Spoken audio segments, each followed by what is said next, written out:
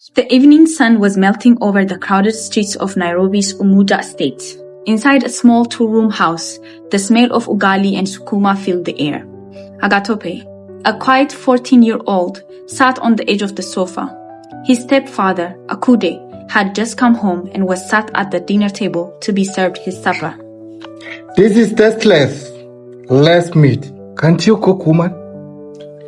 Please, Akude, I did my best. There wasn't enough money at the market today. You're always full of excuses, woman. Are you doing things to frustrate me? Before Agatope could blink, Akude slapped her across the face. The sound echoed through the room.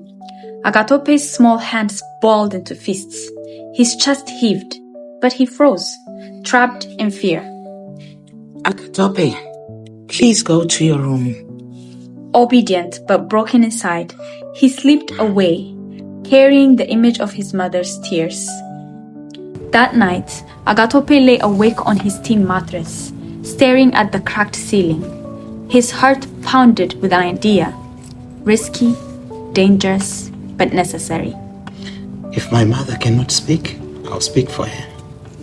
2 weeks later, the school hall at the Kariobangi Secondary buzzed with chatter. The annual school talent show was underway. Teachers, parents, and students filled the wooden benches.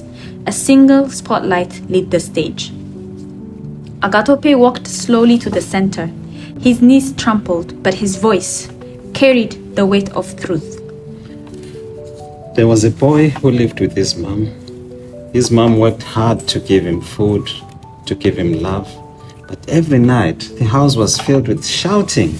The men in the house hated the food, hated the silence, hated everything. The boy watched as the man raised his hand again and again against the woman he called wife. The audience shifted uneasily. Some mothers clutched their handbags tighter. Teachers exchanged glances. In the second row, Wanjiru covered her mouth. Her eyes glistened with tears. Beside her, Akude fidgeted, his jaw tight. The boy wanted to shout, to fight, to run, but he was small.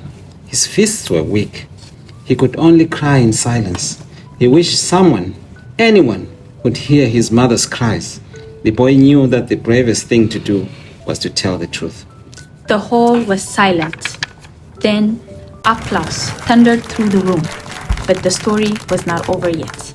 Minutes later, Agatope's parents were called into the head teacher's office. Madam Wanjiru, the story your son told, is it only a story? It is not a story. Every week, when he is angry, Akude beats me.